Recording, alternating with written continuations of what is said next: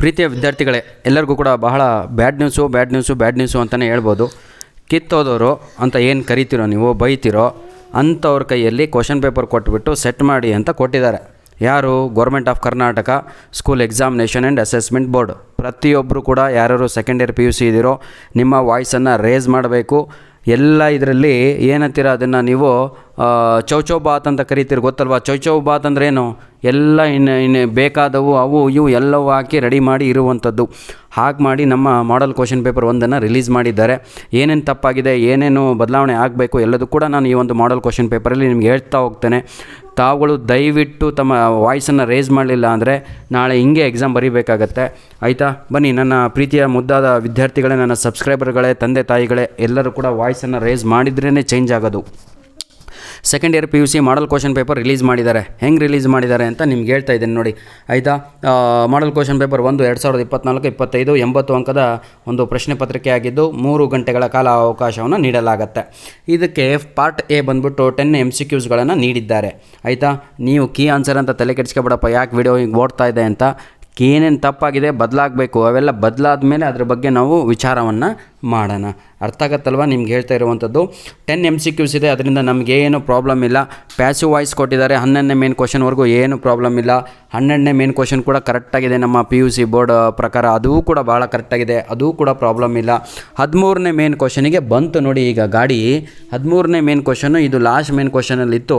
ಇದು ಯಾಕೆ ಹಿಂಗೆ ಮಾಡಿದಾರೋ ಅದು ದೇವರಿಗೆ ಗೊತ್ತು, ಏನು ತೊಂದರೆ ಇಲ್ಲ. ಇದು ಕೂಡ ಓಕೆ ಅಂತ ಒಪ್ಕೊಳ್ಳೋಣ. ಮ್ಯಾಚ್ ದ ಫಾಲೋಯಿಂಗ್ ಎಲ್ಲಿಗೆ ಹೋಯಿತು ಅಂತ ಕಿತ್ಕೊಂಡು, ಯಾಕೆಂದರೆ ಬೇರೆ ನೀವು ಎಲ್ಲರೂ ಕೂಡ ಲ್ಯಾಂಗ್ವೇಜ್ಗಳಲ್ಲಿ ಅಲ್ಲೆಲ್ಲದೂ ಕೂಡ ಪಾಠಗಳಿಂದ ನೀವು ಮ್ಯಾಚ್ ದ ಫಾಲೋಯಿಂಗನ್ನು ಕೊಟ್ಟಿದ್ದೀರಾ.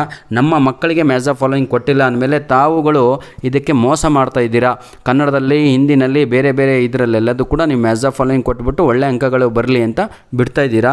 ಇಂಗ್ಲೀಷಲ್ಲಿ ಯಾಕೆ ಹೀಗೆ ಮೋಸ ಮಾಡ್ತಾ ಇದ್ದೀರಾ ವಿದ್ಯಾರ್ಥಿಗಳಿಗೆ? ಹೌದಲ್ವಾ? ಈ ಪ್ರಶ್ನೆ ನನ್ನ ಎಲ್ಲ ಇಂಗ್ಲೀಷ್ ಮಿತ್ರರು, ಎಲ್ಲ ಇಂಗ್ಲೀಷ್ ಟೀಚರ್ಗಳು ಎಲ್ಲರೂ ಕೂಡ ಕೇಳಬೇಕು.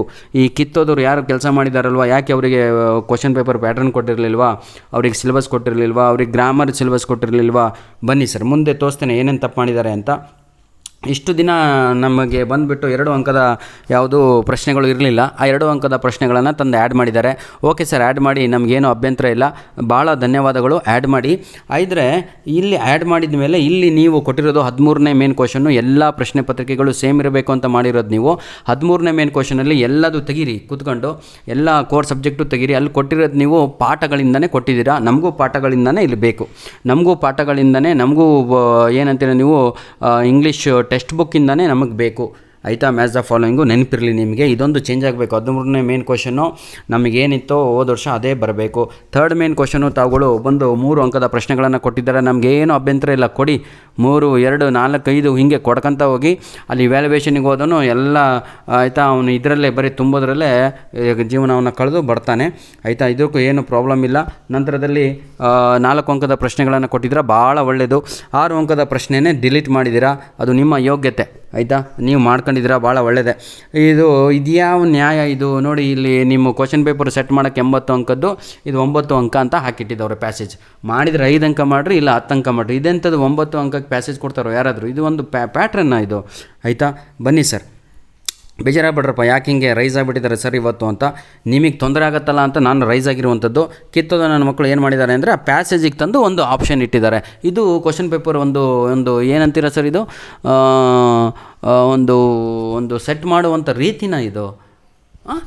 ಇದು ಒಂದು ಸ್ಟ್ಯಾಂಡರ್ಡ್ ಮೇಂಟೈನ್ ಮಾಡಿದ್ದೀರ ನೀವು. ಪ್ಯಾಸೇಜಿಗೆ ಯಾವನಾದರೂ ಆಪ್ಷನ್ ಕೊಡ್ತಾನೇನ್ರಿ? ಯಾವನಾದರೂ ನಗ್ಗಿ ಕೆಮ್ಮನು, ಆಯಿತಾ? ನನ್ನ ಪ್ರಶ್ನೆ ಕರೆಕ್ಟಾಗಿ ಡೈರೆಕ್ಟಾಗಿ ನಮ್ಮ KSEABಗೆ, ಸರ್ ನೀವು ತಪ್ಪು ಮಾಡಿದ್ದೀರಾ, ತಪ್ಪನ್ನು ಒಪ್ಕೋಬೇಕು. ರಿಲೀಸ್ ಮಾಡೋಕ್ಕಿಂತ ಮುಂಚೆ ಕೂತ್ಕೊಂಡು ಎಲ್ಲರಿಗೂ ತೋರಿಸಿ ಕೇಳಿ ಎಲ್ಲ ಮಾಡಿ ಆಮೇಲೆ ರಿಲೀಸ್ ಮಾಡಬೇಕು. ರಿಲೀಸ್ ಮಾಡಾದ್ಮೇಲೆ ಇಷ್ಟೊಂದು ತಪ್ಪಿದ ಮೇಲೆ ತಾವುಗಳು ಒಪ್ಕೋಬೇಕು. ಓಕೆ, ಬನ್ನಿ ಸರ್. ಇದು ಇಡೀ ಕರ್ನಾಟಕದ ಮಕ್ಕಳಿಗೆ ತೊಂದರೆ ಆಗುತ್ತೆ, ಹಾಗಾಗಿ ನಾನು ಪ್ರಶ್ನೆಗಳನ್ನು ಕೇಳ್ತಿರುವಂಥದ್ದು. ಇದಕ್ಕೆ ಉತ್ತರ ಕೊಡಬೇಕು. ಯಾವನಾದರೂ ಪ್ಯಾಸೇಜಿಗೆ ಆಪ್ಷನ್ ಕೊಡ್ತಾನೇನ್ರಿ? ಇದು ಕಿತ್ತೋದವ್ರು ಅಂತ ಕರೀತವ್ರೆ. ಆರ್ಡಿನರಿ ಒಬ್ಬ ಮನುಷ್ಯನಿಗೆ ಕೇಳಿ ಅವನೇ ಹೇಳ್ತವನೆ, ಆಯಿತಾ? ಮಾಡಿದಿರೋ ತಪ್ಪು ಇವೆಲ್ಲ ಕಿತ್ತಕಿ, ಇವೆಲ್ಲ ಮಾಡಬೇಡಿ. ಇದೆಲ್ಲ ತೊಂದರೆ ಯಾರಿಗೆ ಗೊತ್ತಾ? ನಾಳೆ ಇವ್ಯಾಲ್ಯುವೇಷನಿಗೆ ಬಂದಾಗ ಏನನ್ನ ಮಾಡಿ ಹೋಗ್ತಾರೆ. ಆಮೇಲೆ ಇವತ್ತು ತಪ್ಪು ತಿತ್ಕೊಳ್ಳಿಲ್ಲ ಅಂದರೆ ನಾಳೆ ತೊಂದರೆ ಆಗುತ್ತೆ. ಬನ್ನಿ ಸರ್, ಪಾರ್ಟ್ ಡಿ ಅಂತ ಮಾಡಿದ್ದೀರಾ. ಕಿತ್ತೋದು ನನ್ನ ಮಕ್ಕಳು ಯಾರು ಮಾಡಿದಾರೋ ಕ್ವಶನ್ ಪೇಪರ್ ಸೆಟ್ಟು ದೇವರಾಣೆಗೂ ನನಗಂತೂ ಗೊತ್ತಿಲ್ಲ ಏನು ಮಾಡಿದ್ದಾರೆ ಅಂತ ಹೇಳಿದರೆ. ನಾನು ಯಾರಿಗೂ ಬೈತಾ ಇಲ್ಲಪ್ಪ, ಹೆಸರು ತಗೊಂಡಂತೂ ಬೈತಾ ಇಲ್ಲ. ಕ್ವಶನ್ ಪೇಪರ್ ಸೆಟ್ ಮಾಡಿದವ್ರಿಗಂತೂ ಸರಿಯಾಗಿ ಬೈತಾ ಇದ್ದೀನಿ, ಯಾಕಂದರೆ ನಮ್ಮ ಮಕ್ಕಳಿಗೆ ತೊಂದರೆ ಆಗುತ್ತೆ. ಬಂದುಬಿಟ್ಟು ಇಲ್ಲಿ ಆರ್ಟಿಕಲ್ಸ್ ಬರೀರಿ, ಪ್ರಿಪೋಸಿಷನ್ಸ್ ಬರೀರಿ, ಮೀನಿಂಗ್ಫುಲ್ ಸೆಂಟೆನ್ಸ್ ಮಾಡಿ, ರೀಅರೇಂಜ್ ದ ಫಾಲೋಯಿಂಗ್ ಮಾಡಿ, ಇದು ಕ್ವಶನ್ ಟ್ಯಾಕ್ಸ್ ಮಾಡಿ, ಇಲ್ಲಿ ವರ್ಬನ್ನು ಮಾಡಿ. ರೀ ಇವೆಲ್ಲ ಪೋರ್ಷನ್ ಇರೋದು ನಮ್ಮ ಪ್ರಥಮ PUC ವಿದ್ಯಾರ್ಥಿಗಳಿಗೆ. ನೀವು ಕ್ವಶನ್ ಪೇಪರ್ ಸೆಟ್ ಮಾಡಿರೋದು ತಂದು ಆ ಗ್ರಾಮರ್ ಪಾಠನ ಅಷ್ಟು ತಂದು ಇಲ್ಲಿಟ್ಟಿದ್ದೀರಾ. ಎಲ್ಲಿಟ್ಟಿದ್ದೀರಾ? Second year PUCಗೆ. ತಲೆ ಸರಿ ಇಲ್ವೋ ಅಥವಾ ಏನು ಅಂತ ತಾವುಗಳೇ ಪ್ರಶ್ನೆಯನ್ನು ಹಾಕ್ಕೊಳ್ಳಿ.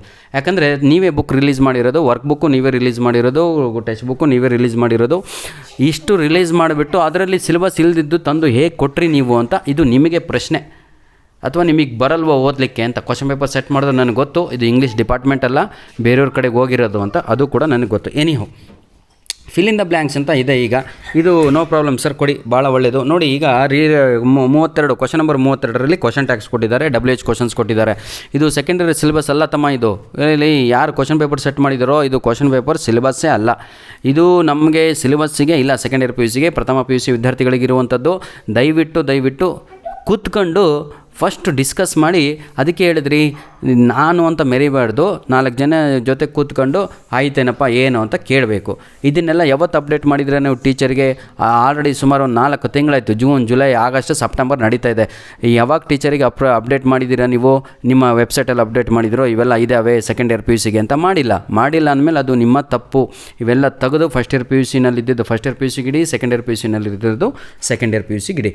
ನಂತರದಲ್ಲಿ ರೆಕ್ಟಿಫೈ ದ ಎರರ್ಸ್ ಅಂತ ಎರರ್ ಫೈಂಡಿಂಗ್ ಇರುವಂಥದ್ದು, ಅದು ಕೂಡ ಪ್ರಥಮ PUCಗೆ 32ನೇ ಮೇನ್ ಕ್ವಶನ್ನು ಪೂರ್ತಿ ಡಬ್ಬ ತೆಗೆದು ಫಸ್ಟ್ ಇಯರ್ PUCಗೆ ಒಗಿಬೇಕು. ಬನ್ನಿ ಸರ್, ನಂತರದಲ್ಲಿ ಹೋಗೋಣ. ರೀಡ್ ದ ಫಾಲೋಯಿಂಗ್ ಪ್ಯಾಸೇಜ್, ಇದು 33ನೇ ಮೇನ್ ಕ್ವಶನ್. ಇದು ಸರಿ ಇದೆ, ಇದ್ರ ಬಗ್ಗೆ ನಾನು ಏನು ಮಾತಾಡಲಿಕ್ಕೆ ಹೋಗಲ್ಲ. ಇದು 2 ಮಾರ್ಕ್ಸಿಗೆ ಇಟ್ಟಿದ್ದಾರೆ. ಯಾಕ್ರಿ ಅರ್ಧ ಮಾರ್ಕ್ಸಿಗೆ ಇಡ್ತೀರಾ? ಇಲ್ಲ 1 ಮಾರ್ಕ್ಸ್ ಕೊಡಿ, ಇಲ್ಲ ಬಿಡಿ, ಸುಮ್ಮನೆ ಯಾಕೆ 4 ಮಾರ್ಕ್ಸಿಗೆ ಬಿಡಿ, ಆಯಿತಾ? 2 ಮಾರ್ಕ್ಸಿಗೆ ಅಂತ ಒಂದಿಷ್ಟು ದೊಡ್ಡ ಪೇಜ್ ಎಲ್ಲ ವೇಸ್ಟ್ ಮಾಡ್ತಾಯಿದ್ರೆ. 4 ಅಂಕಕ್ಕಿತ್ತು, 4 ಅಂಕಕ್ಕೆ ಇಡಿ ಅದನ್ನು. ನಂತರದಲ್ಲಿ ರಿಪೋರ್ಟ್ ದಿ ಫಾಲೋಯಿಂಗ್ ಕಾನ್ವರ್ಸೇಷನು, ಏನು ಮಾತಾಡ್ತಾ ಇಲ್ಲ, ಅದು ಸರಿ ಇದೆ, ನಮ್ಮ PUCನಲ್ಲಿ ಇರುವಂಥದ್ದು. Complete the dialogue 3 ಅಂಕಕ್ಕಿತ್ತು, 3 ಅಂಕಕ್ಕಿದೆ. ಬನ್ನಿ ಸರ್, ಲೆಟ್ರ್ ಇದೆ. ಈಗ ಪಾರ್ಟ್ ಈಗ ಬರೋಣ. 36ನೇ ಮೇನ್ ಕ್ವಶನ್ನು. ಇದು ಸರಿ ಇಲ್ದವ್ರು ಮಾಡುವಂಥದ್ದು. ಕಂಪಲ್ಸರಿಯಾಗಿ ಮಗು ಲೆಟರ್ ರೈಟಿಂಗ್ ಕಲಿಬೇಕು ಅಂದರೆ ಕಲಿಬೇಕು. ಅದನ್ನು ಬಿಟ್ಬಿಟ್ಟು ತಾವುಗಳು ಲೆಟರ್ ರೈಟಿಂಗು ಕೂಡ ಆಪ್ಷನ್ ತಂದು ಇಟ್ಟಿದ್ದಾರೆ ಈಗ, ಅಥವಾ ಅಂತ. ಹಾಗಿದ್ರೆ ಮಗು ಲೆಟರ್ ರೈಟಿಂಗ್ ಕಲೀಲಿಕ್ಕೆ ಹೋಗಲ್ಲ ರೀ. ನೀವೇನು ಮಗುಗೆ ಏನು ಇಲ್ಲಿ ರೆಡಿ ಮಾಡಿ ನಮ್ಮ ಸೆಕೆಂಡ್ ಇಯರ್ PUCನಲ್ಲಿ ಔಟ್ಪುಟ್ ತಗೋಬೇಕು ಅಂತ ಇದ್ದೀರಾ? ಕಂಪಲ್ಸರಿ ಲೆಟ್ರ್ ಕಲಿಬೇಕು ರೀ ಅವನು. ಇಷ್ಟು ದಿನ ಲೆಟ್ರಿಗೆ ಆಪ್ಷನ್ನೇ ಇರಲಿಲ್ಲ ಇಂಗ್ಲೀಷಲ್ಲಿ. ಇಲ್ಲ ಒಂದು ಕೆಲಸ ಮಾಡಿ, ಒಂದು ಇನ್ಫಾರ್ಮಲ್ ಲೆಟ್ರ್ ಕೂಡ ಇಡಿ, ಆಪ್ಷನ್ ಅಲ್ಲಿಡಿ. ಲೆಟರ್ ರೈಟಿಂಗಲ್ಲೇ ಆಪ್ಷನ್ ಇರಬೇಕು. ಏನು ಇಲ್ಲ ಫಾರ್ಮಲ್ ಬರಿ, ಇಲ್ಲ ಇನ್ಫಾರ್ಮಲ್ ಬರಿ ಅಂತ. ಇದು ನನ್ನ ಒಂದು ನಿಮಗೆ ರಿಕ್ವೆಸ್ಟು. ದಯವಿಟ್ಟು ಈ ವಿಡಿಯೋ ನೋಡ್ತಿರೋರು ಪೇರೆಂಟ್ಸ್ ಆಗಿರ್ಬೋದು, ನಮ್ಮ ವಿದ್ಯಾರ್ಥಿಗಳಾಗಿರ್ಬೋದು, ದಯವಿಟ್ಟು ಎಲ್ಲರಿಗೂ ಕೂಡ ಒಂದೇ ಒಂದು ರಿಕ್ವೆಸ್ಟ್ ನಂದು, ಎಲ್ಲರೂ ಕೂಡ ವಾಯ್ಸನ್ನು ರೇಸ್ ಮಾಡಿ. ಪ್ರತಿಯೊಂದು ಚೇಂಜ್ ಆಗಬೇಕಿದು. ಇದು ನಮ್ಮದಲ್ಲ ಅಂದಮೇಲೆ ಇದು ನಮ್ಮದು ಅಲ್ಲೇ ಅಲ್ಲ. ಇದು ದಯವಿಟ್ಟು ಎಲ್ಲರೂ ಕೂಡ ನನ್ನ ಒಂದೇ ಒಂದು ರಿಕ್ವೆಸ್ಟು. ಗಾಡ್ ಬ್ಲೆಸ್ ಯು ಪ್ರೀತಿಯ ವಿದ್ಯಾರ್ಥಿಗಳೇ. ವಿಡಿಯೋ ಎಷ್ಟು ಶೇರ್ ಆಗಬೇಕು ಅಂದರೆ, ಇದೇ ವಾರದಲ್ಲಿ ಮಾಡಲ್ ಕ್ವಶನ್ ಪೇಪರ್ ಚೇಂಜ್ ಆಗಿ ಯಾವ ರೀತಿ ಮಾಡಲ್ ಕ್ವಶನ್ ಪೇಪರ್ ಮಾಡಬೇಕು ಅಂದರೆ ವಿದ್ಯಾರ್ಥಿಗಳಿಗೂ ಹೆಲ್ಪ್ ಆಗಬೇಕು, ಟೀಚರಿಗೂ ಹೆಲ್ಪ್ ಆಗಬೇಕು, ಮಗು ಸಂತೋಷವಾಗಿ ಬರಬೇಕು. ಇದು ಇಲ್ಲಿ ನಾನು ಹೇಳಿದ್ನಲ್ವ, ಇದು ಚೌಚೌ ಬಾತ್ ಅಲ್ಲ sir. First year second year ಎರಡೂ ಕೂಡ ಸೇರಿಸ್ಕೊಡ್ತೀವಿ. ಎರಡೂ ಓದ್ಕೊಳ್ಳಿ, ಹೆಂಗೆ ಓದ್ಕೊಂಡು ಬಂದಿದ್ದಿರಲ್ಲ ಅಂತ. ಹಾಗಿದ್ರೆ ಎಲ್ಲದೂ 1ನೇ ಕ್ಲಾಸಿಂದ ಕೊಟ್ಬಿಡಿ ಅಲ್ವಾ ಗ್ರಾಮರು, ಎಲ್ಲ ಮಿಕ್ಸ್ ಮಾಡಿ ಕೊಟ್ಬಿಡಿ. ಸಿಲೆಬಸ್ಸೇ ಕೊಡೋಕ್ಕೆ ಹೋಗ್ಬೇಡಿ, ಫುಲ್ ಗ್ರಾಮರ್ ಅಂತ ಕೊಟ್ಬಿಡಿ ಸಿಲೆಬಸ್ಸು. ಟೆಕ್ಸ್ಟ್ ಬುಕ್ ಆಗಿದ್ದರೆ ನೀವು 70-80 ರೂಪಾಯಿ ಕೊಟ್ಬಿಟ್ಟು ವರ್ಕ್ ಬುಕ್ ತಗೊಂಡಿದ್ದಾರಲ್ವ ಮಗು, ಅದರಲ್ಲಿ ಇಲ್ಲ ಇವೆಲ್ಲ ಕೊಟ್ಟಿದ್ದೀರಾ ನೀವು. ಇದು ಡಿಲೀಟ್ ಆಗಿರುವಂಥದ್ದು. ಇದು ಯಾವುದು? ಈಗ ಸ್ಪೀಚ್ ರೈಟಿಂಗ್ ಅಂತ ಇದೆ, ಡಿಲೀಟ್ ಆಗಿತ್ತು. ಆ್ಯಡೆಡ್ ಅಂತ ಎಲ್ಲಿದ್ದೀರಿ ತೋರಿಸಿ ಬಂದು ನೋಡವ. ನೀವು ಅದು ಯಾರೋ ಕಿತ್ತೋದನ್ನ ಮಕ್ಕಳು ನೀಟು JEE ಮಾಡಿದ್ರಲ್ಲ, ಹಂಗೆ ಮಾಡ್ತಾಯಿದ್ದೀರಾ ನೀವು. ಡಿಲೀಟ್ ಆಗಿರೋದೆಲ್ಲ ಕೊಟ್ಟು ಅದು ಇದು ಕೊಟ್ಟು ಎಲ್ಲದು. ಇದು ತಪ್ಪು ಸರ್. ತಪ್ಪನ್ನು ಒಪ್ಕೊಂಡು, ನಾನು ಯಾರಿಗೂ ಕೂಡ ಹ್ಯುಮಿಲೇಷನ್ ಮಾಡ್ತಾಯಿಲ್ಲ, ಬೈತಾ ಇಲ್ಲ. ತಪ್ಪಾಗಿರೋದು ಒಪ್ಕೊಂಡು ಮಕ್ಕಳಿಗೆ ಒಂದು ರಿವೈಸ್ ಮಾಡಲ್ ಕ್ವಶನ್ ಪೇಪರ್ ಅಂತ ಬಿಟ್ಟು ಹೊಸದನ್ನು ಅಪ್ಲೋಡ್ ಮಾಡಬೇಕು. ಬರಲ್ಲ ಅಂದರೆ ನಮ್ಮಂಥವ್ರಿಗೆ ಕರೀರಿ, ಬಂದು ಮಾಡಿಕೊಡ್ತೇವೆ. ಧನ್ಯವಾದಗಳು ಸರ್.